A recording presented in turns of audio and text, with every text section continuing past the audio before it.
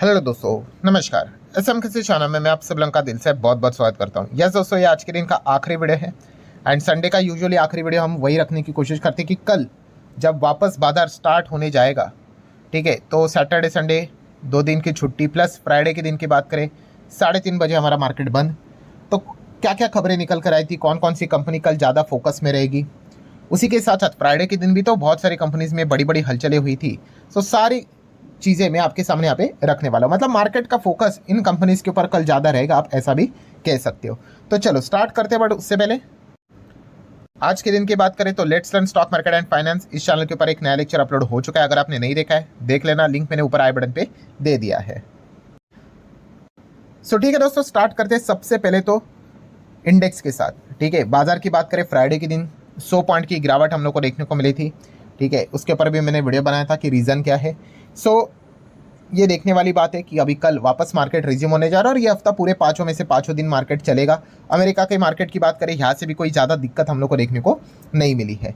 Then अगर बात कर ले, यस, कमेंट सेक्शन में सबसे ज़्यादा जो चीज़ें यहाँ पे कवर की जा रही है, सर सिगारेट कंपनी को लेकर सोशल मीडिया में बहुत ज़्यादा खबरें हम लोग को देखने को मिल रही है। मतलब कि आपने यहाँ पे बहुत सारे आर्टिकल्स यहाँ पे पढ़े होंगे कि सिगारेट की अगर हम बात कर ले, इसके ऊपर तो ड्यूटी यहाँ पे लग चुकी, बढ़ा दी जा चुकी है। सो सिगारेट ड्यूटी जंप फ्रॉम 200 से लेकर 735 टू 2700 से लेके 11,000 पर 1000 स्टिक्स। ठीक है, इससे रिलेटेड काफ़ी सारे आपको खबरें आर्टिकल्स आपने भी देखी होगी। And let me tell you दोस्तों, ये कोई अभी की बात नहीं है। अभी रिसेंटली जो विंटर सेशन भी हम लोग को देखने को मिला था, वहाँ पे भी गवर्नमेंट की बात कर रहे, उन्होंने रिसेंटली यहाँ पे सेंट्रल एक्साइज अमेंडमेंट बिल 2025 पास यहाँ पे किया था। ठीक है, आपको पता है सिगरेट से रिलेटेड वो जीएसटी सेस अलग अलग चीज़ें हम लोग को देखने को मिलती थी एंड वो रेट रैशनलाइजेशन के बाद चीज़ें अलग हुई थी। तब निर्मला सीतारमण जी ने बात बताई भी थी कि इसके ऊपर वो अलग से बात यहाँ पे करने वाले हैं। तो इस चीज़ के चलते उन्होंने क्या किया है, excise duty on cigarette and tobacco products वो उन्होंने इंक्रीज की है। ऑब्वियसली इंक्रीज ही करेंगे, तो इससे क्या होगा, वो और ज़्यादा हम लोग को एक्सपेंसिव होते हुए देखने को मिलने वाले। और इसके पीछे का रीज़न उन्होंने बताया है कि WHO के हेल्थ गोल को अचीव करने के लिए वो यहाँ पे क्या कर रहे हैं, टैक्स को और ज़्यादा यहाँ पे बढ़ा रहे हैं। एंड इस चीज़ के चलते यहाँ पे हम लोग को जो चीज़ें देखने को मिल रही है सोशल मीडिया के ऊपर, इंटरनेट डिबेट देखने को मिल रहा है कि 18 रुपये की सिगरेट 72 तक जा सकती है, इतनी फटाफट यहाँ पे जा सकती है। सो दोस्तों, इससे रिलेटेड कुछ पॉइंट्स यहाँ पे मैं आप लोगों को बताना चाहूँगा कि यस, कि जो वायरल क्लेम यहाँ पे किया जा रहा है कि मैसिव ओवरनाइट हाइक, ओवरनाइट मतलब एक दिन में 18 से 72 यहाँ पे हो जाएगा, ये थोड़ा मिसलीडिंग है। प्राइस ज़रूर बढ़ेंगे बट वो ग्रेजुअली हम लोग को धीमे धीमे करके बढ़ते हुए देखने को मिलेंगे एंड वो भी डिपेंड करेगा भाई ब्रांड के हिसाब से। ठीक है, तो ये चीज़ें कोई आज की नहीं है, बट ये सोशल मीडिया के ऊपर इसका बहुत ज़्यादा प्रभाव आज के दिन हम लोग को देखने को मिला है। तो इस चीज़ को लेकर टबैको वाले स्टॉक्स रडार के ऊपर आप रख सकते हो, जैसे कि ITC, Godfrey Phillips, VST industry, Indian woods, NTC industries की बात कर ले, मैक्सिमम 80% से ज़्यादा मार्केट शेयर तो बॉस आईटीसी के पास है। सो अगर आप चाहो तो इनको अपने रडार के ऊपर कल रख सकते हो। देन इंडिगो की बात कर ले, इतना ज़्यादा कुछ जो ड्रामा चला, तो इस चीज़ के चलते इंडिगो को तो नुकसान होगा। तो नवंबर मंथ का डेटा सामने आ गया भाई कि मतलब नवंबर का डेटा पब्लिश हुआ है, बट वो दिसंबर के एकदम शुरुआत में हम लोग को चीज़ें देखने को मिली थी। एनीवेज, अगर हम सबसे पहले बात करें तो इंडिगो का जो मार्केट शेयर है, डोमेस्टिक मार्केट शेयर, ठीक है, वो 63.6% तक हम लोग को नीचे आते हुए देखने को मिल चुका है according to the official data. So पहले कितना था, 65.6, अब कितना हो गया 63.6। मतलब मोटा मोटे ऑलमोस्ट 2% के आसपास इंडिगो का मार्केट शेयर हम लोग को थोड़ा सा नीचे आते हुए देखने को यहाँ पे मिला है। देन अगर बात कर ले एयर इंडिया, तो एयर इंडिया से रिलेटेड पहला मार्केट शेयर अक्टूबर में 25.7 था, वो बढ़ गया 26.7। एंड स्पाइस जेट का भी मार्केट शेयर हम लोग को बढ़ते हुए देखने को मिला है, 2.6 से बढ़कर 3.7 तक जाते हुए देखने को मिला है। वैसे अकासा एयर की बात कर ले तो अकासा एयर का मार्केट शेयर अक्टूबर में 5.2 था, जो नवंबर में गिरकर 4.7 हम लोग को देखने को मिल चुका है। नेक्स्ट अगर बात करें तो आपको पता ही है सिल्वर के ऊपर, कमोडिटी मार्केट के ऊपर ज़्यादा फोकस है। एंड सिल्वर से रिलेटेड अगर बात करें तो हिंदुस्तान जिंक, वेदांता, ठीक है, वेदांता तो भाई हिंदुस्तान जिंक की ही पेरेंट कंपनी है। ठीक है, तो असली फोकस तो हिंदुस्तान जिंक के ऊपर ही रहता है। जितना सिल्वर में ज़्यादा चीज़ें हम लोग को मूवमेंट देखने को मिलेगा, उतना ज़्यादा हिंदुस्तान जिंक में भी चीज़ें हम लोग को देखने को मिल जाती है, बिकॉज इंडिया का 80% से ज़्यादा का मार्केट शेयर सिल्वर को लेकर यही कंपनी भी यहाँ पे बैठी है। सिमिलर वे कॉपर की अगर बात कर ले तो कॉपर में हिंदुस्तान कॉपर ड्रीम रैली के ऊपर चलते हुए देखने को यहाँ पे मिल रहा है। ठीक है, तो कॉपर, सिल्वर, इस चीज़ के चलते कमोडिटी के साथ साथ ये कंपनियां भी आप फोकस में रख सकते हैं। हिंडाल्को को भी चाहो तो थोड़ा बहुत फोकस में रख सकते हो। एंड इसमें सबसे ज़्यादा मज़ा जो ले रहा है वो है MCX।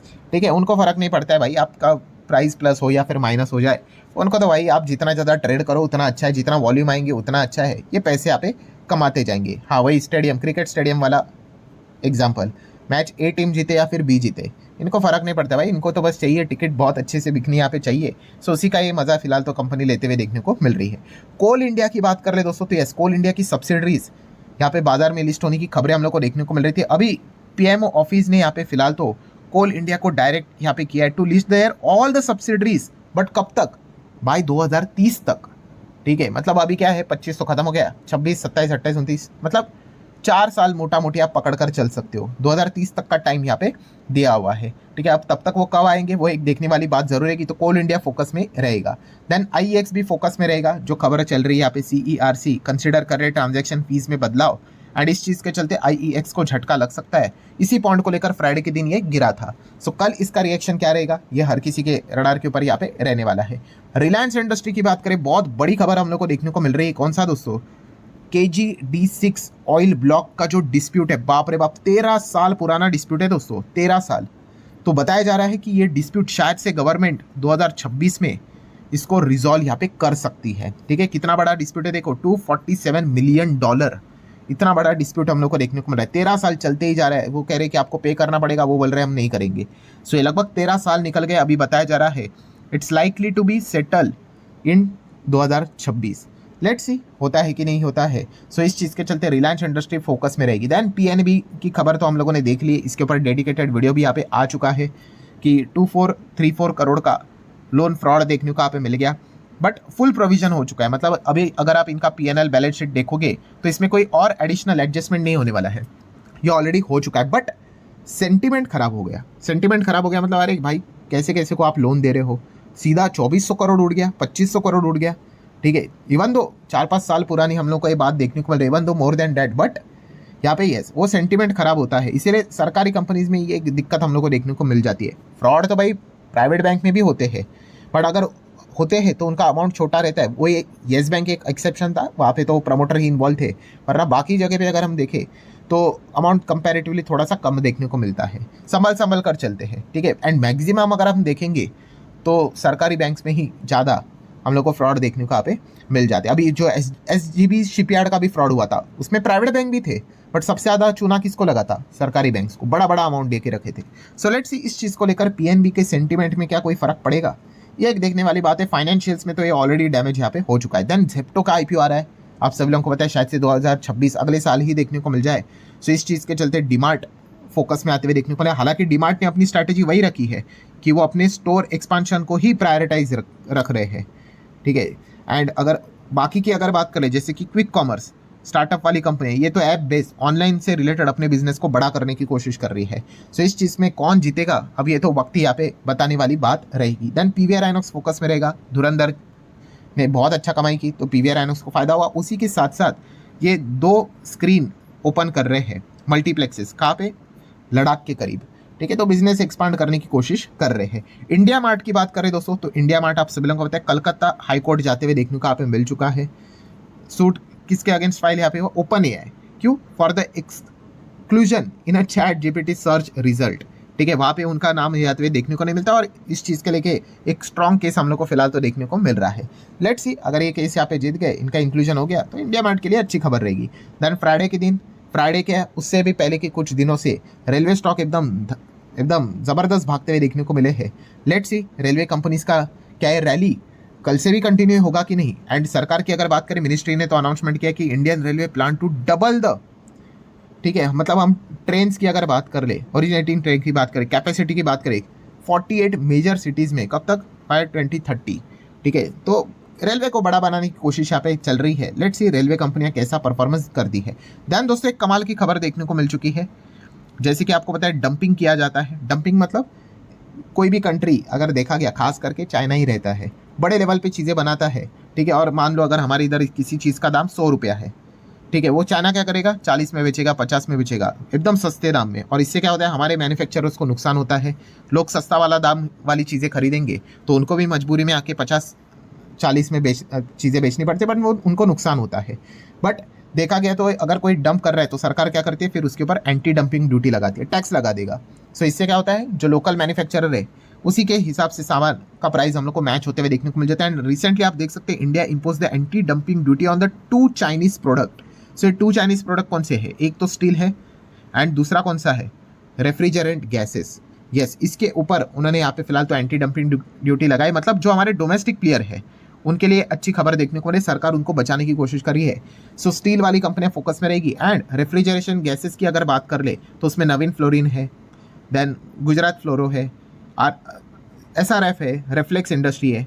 ये कंपनी आप जरूर चाहो तो इनको स्टडी कर सकते हैं, खास करके नवीन फ्लोरिन के ऊपर आप ध्यान रख सकते हैं। देन स्विगी जोमेटो के ऊपर फोकस रहेगा ही रहेगा। क्या इनका स्ट्राइक यहाँ पे पीछे हटेगा नहीं हटेगा, वो एक देखने वाली बात है। जोमेटो मतलब अभी वो इटर्नल। देन ओला के ऊपर फोकस रहेगा, फ्राइडे के दिन PLS के चलते, खबर के चलते भागा था। देन IT इंडस्ट्री के ऊपर फोकस रहेगा, फ्राइडे के दिन IT इंडस्ट्री गिरते हुए देखने को मिला था, बिकॉज इन्फोसिस ने बेसिक सैलरी का पैकेज 21 लाख के आसपास यहाँ पे कर दिया है कुछ स्ट्रीम्स में, ठीक है, AIBI के स्ट्रीम्स में। सो इस चीज़ के चलते बाकी के भी इनके कॉम्पिटिटर 21 लाख का पैकेज के अराउंड यहाँ पे कर सकते हैं। मतलब एक्सपेंस बढ़ेगा, मार्जिन्स नीचे यहाँ पे आएंगे। इन खबर के चलते हम लोग को Infosys and IT stocks Friday के दिन गिरते हुए देखने को मिले थे, जो कि एक one of the strongest reason था हमारे बाजार को फ्राइडे के दिन 100 पॉइंट के आसपास की गिरावट दिखाने में। सो इन सभी चीज़ों के ऊपर अच्छा खासा फोकस कल के दिन भी रहेगा। सो आशा करता हूँ दोस्तों वीडियो हेल्पफुल लगा होगा, चाहो तो लाइक एंड शेयर कर सकते हैं। एंड जाते जाते इस चैनल को जरूर विजिट करना। जो वीडियो यहाँ पे आया है दोस्तों 2026 में, अगर आप जेन्युइनली पैसा कमाना चाहते हो दोस्तों, पूरा प्रैक्टिकल वीडियो है, काफ़ी लोगों को पसंद भी आया है, जरूर इसको देख लेना। इसका लिंक भी अभी आपके सामने यहाँ पे देखने को मिल रहा होगा, इसके ऊपर आप क्लिक करके उस वीडियो के ऊपर डायरेक्टली ऊपर जंप करके अब इस चीज़ों को यहाँ पे पढ़ सकते हो। So that's it, thank you very much दोस्तों। अब डायरेक्टली मिलते हैं कल, तब